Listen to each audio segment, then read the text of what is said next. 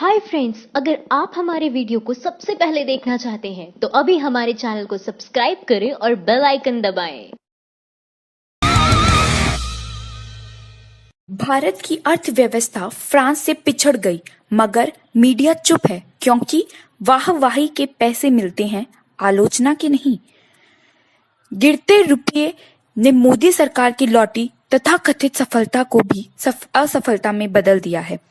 कुछ समय पहले ही भारत की अर्थव्यवस्था 2 लाख करोड़ रुपए से ज्यादा की हो गई थी। कुछ हजार करोड़ के अंतर से हमने फ्रांस को पीछे छोड़ दिया था। हाल इसका हल्ला मोदी सरकार के प्रवक्ता से लेकर मंत्री तक ने मचाया था, लेकिन रुपये के लगातार गिरने से अब भारत की अर्थव्यवस्था 2 लाख करोड़ रुपए से कम हो गई है, जबकि बाकी देश वहीं बने हुए हैं जहां थे।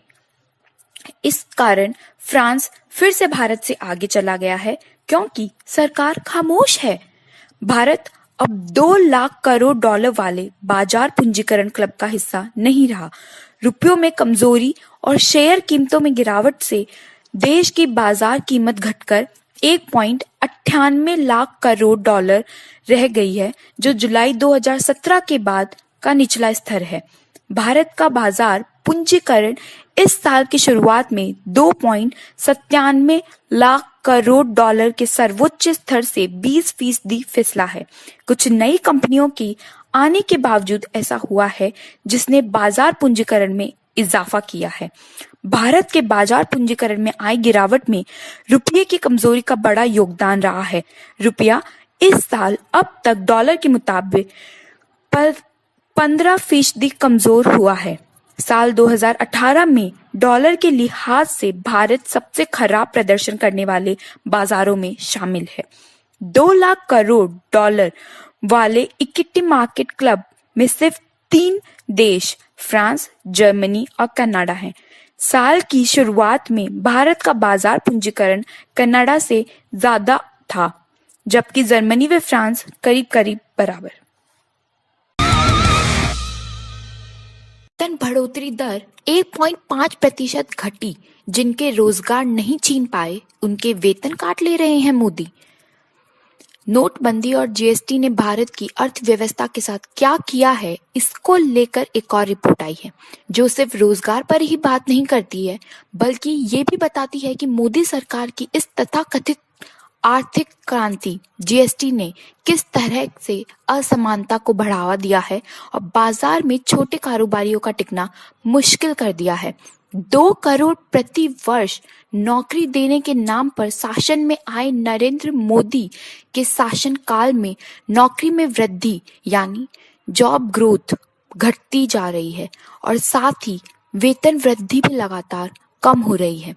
जानी मानी रेटिंग एजेंसी केयर रेटिंग्स की एक सालाना रिपोर्ट के मुताबिक वर्ष 2017 से 2018 में कंपनियों की नौकरियों में वृद्धि 3.8 की दर से हुई है, जबकि वर्ष 2016 से 2017 में यही दर 4.2% थी। इन आंकड़ों को पढ़ते समय ये याद रखना जरूरी है कि नवंबर 2016 में नोटबंदी और वर्ष 2017 में जीएसटी को लागू किया गया था।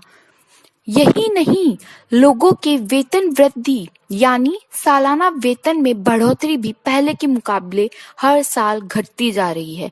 रिपोर्ट के मुताबिक वर्ष 2017 से 2018 में वेतन वृद्धि 4.3% हुई, जबकि वर्ष 2016 से 2017 में 4.8% और वर्ष 2015 से 2016 में वेतन वृद्धि 5.8% थी।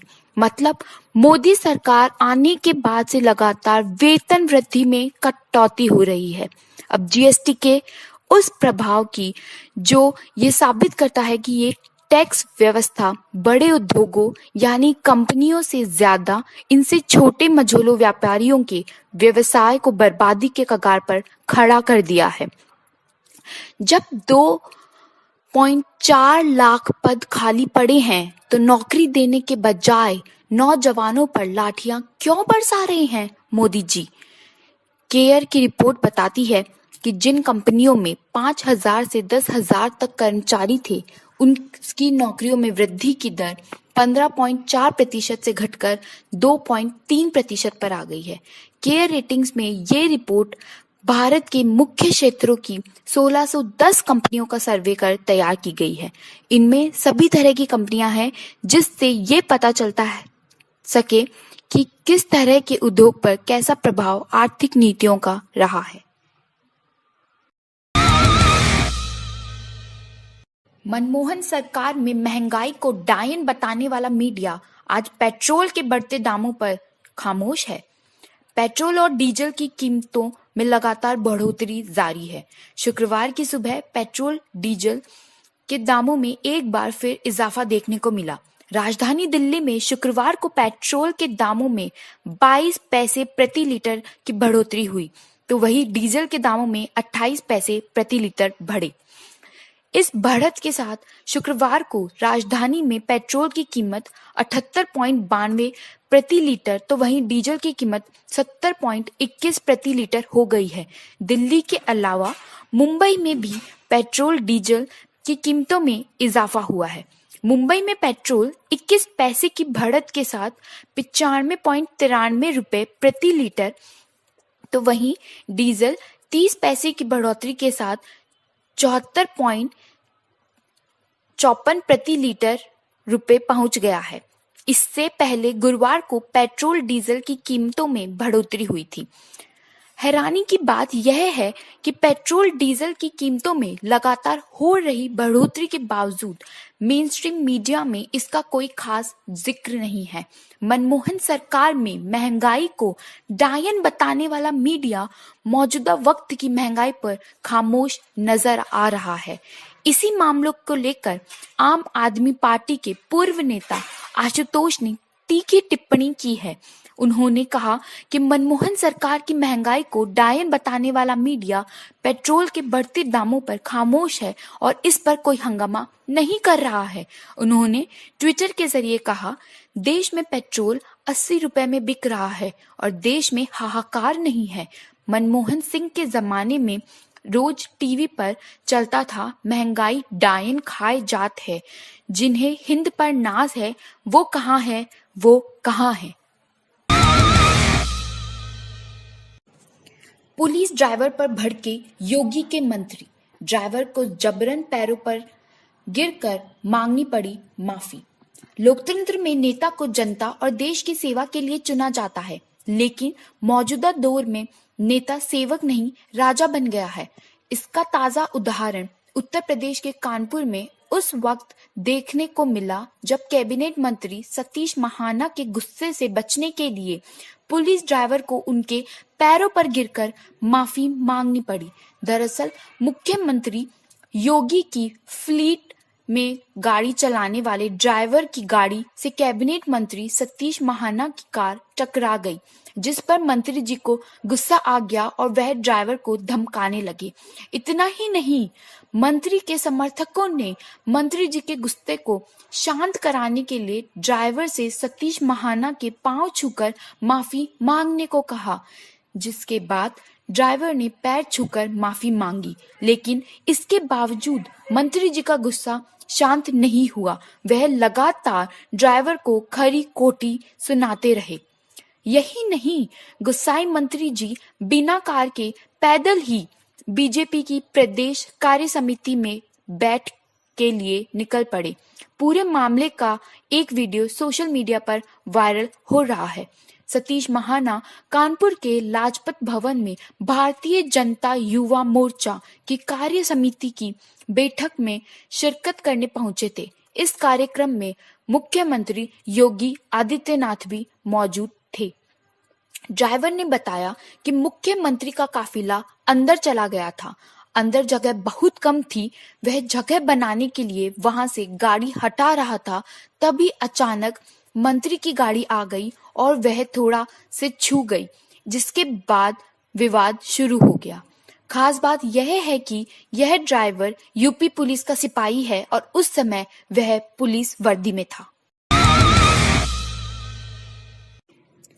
निवेशकों को नहीं रहा पीएम मोदी पर भरोसा। 21,000 करोड़ का निवेश करके 25,000 करोड़ निकाले। साल भर में 21,000 करोड़ का निवेश आया था, मगर निवेशकों ने सिर्फ 1 महीने में 25,000 करोड़ निकाल लिया। भारतीय अर्थव्यवस्था की स्थिति बिगड़ती जा रही है। निवेशकों का भरोसा इस पर से उठता जा रहा है और ये बात उनके द्वारा भारतीय अर्थव्यवस्था से निकाले जा रहे पैसों का आंकड़ा बताता है। हालत ये हो गई है, जितना निवेश विदेश से आ नहीं रहा है, उससे ज्यादा निकाला जा रहा है। लाइव मिंट की खबर के मुताबिक भारतीय बाजार विदेशी पोर्टफोलियो निवेशकों ने एफपीआई 3.64 अरब डॉलर यानी लगभग 25,000 करोड़ वापस निकाल लिए हैं। यह सिर्फ अक्टूबर 2018 का आंकड़ा है। वही निवेश की बातें करें तो वर्ष 2017 से 18 में विदेशी निवेशकों द्वारा 3 अरब डॉलर यानी लगभग 21,000 करोड़ का निवेश किया गया।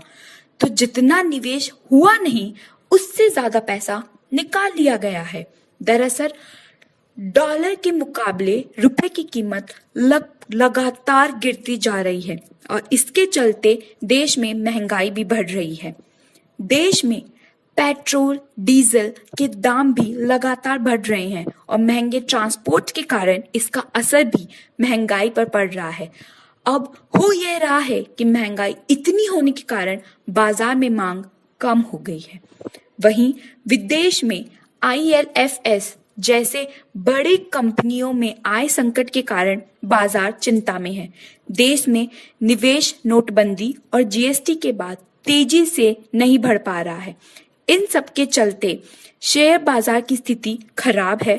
थोड़ी सी भी बुरी खबर आने से निवेशकों को लाखों करोड़ का नुकसान हो रहा है। सितंबर 2018 में शेयर बाजार में निवेशकों के 13 लाख करोड़ रुपए से ज्यादा डूब गए थे। इस सब के चलते विदेशी निवेशकों का भरोसा भारतीय बाजार से उठ रहा है और वो अपना पैसा वापस निकाल रहे हैं। सरकार इस चौतरफा संकट से निपटने में नाकाम नजर आ रही है और सब कुछ सही है, बागों में बहार है का नारा दे रही है। माइंड द न्यूज रूम की रिपोर्ट। Thank you for watching our video. अगर आपको हमारी वीडियो पसंद आई हो तो इसे लाइक जरूर करें और हमारे चैनल को सब्सक्राइब करना ना भूलें।